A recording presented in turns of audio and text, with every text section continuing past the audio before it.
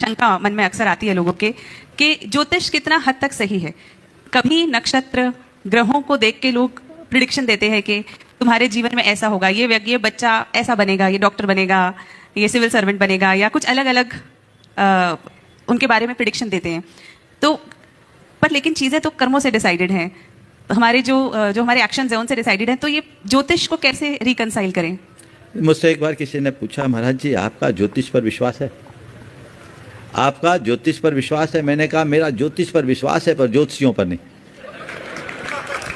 ज्योतिष पर विश्वास करता हूँ, ज्योतिषियों पर नहीं। क्यों?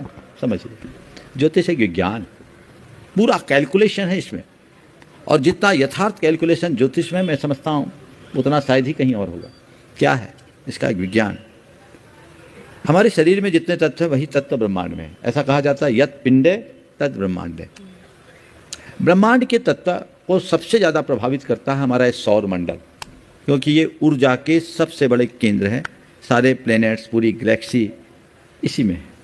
ये सतत गतिशील रहते हैं, इनमें मूवमेंट होता रहता है, निरंतर मूव करते हैं। इनके गमन से पूरे के पूरे ब्रह्मांड के तत्वों में परिवर्तन होता रहता है। जिस जिस पॉइंट पे ये रहते हैं उसके हिसाब से ब्रह्मांड के तत्व परिवर्तित होते रहते हैं। और ब्रह्मांड के तत्व के साथ जब हमारे शरीर के अंदर के तत्वों का समीकरण बदलता है तो हमारे अंदर के रसायन परिवर्तित होने लगते हैं। जब हमारे अंदर के रसायन परिवर्तित होते हैं तो हमारी आत्मा और कर्मों का जो बंधन है वह भी एक रासायनिक बंधन है।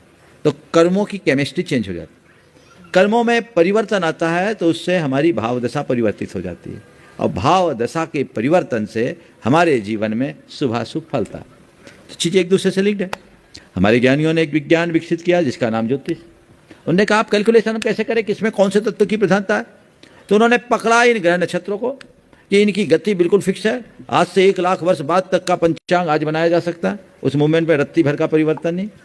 तो उनने देख लिया कि ये ग्रह, ये नक्षत्र इस तारीख इस तिथि में यहाँ रहेगा, और जिस समय जो ग्रह नक्षत्र जिस दशा में रहेंगे उस समय ब्रह्मांड के तत्वों में वैसा प्रभाव पड़ेगा। और उस समय जब ब्रह्मांड के तत्वों में परिवर्तन आएगा तो अलग अलग समयों में जन्म लेने वाले जातक यानी व्यक्ति के जीवन के में भी परिवर्तन आएगा, क्योंकि उसके रसायनों में भी उसी के अनुसार परिवर्तन होगा। दोनों एक साथ जुड़े हुए।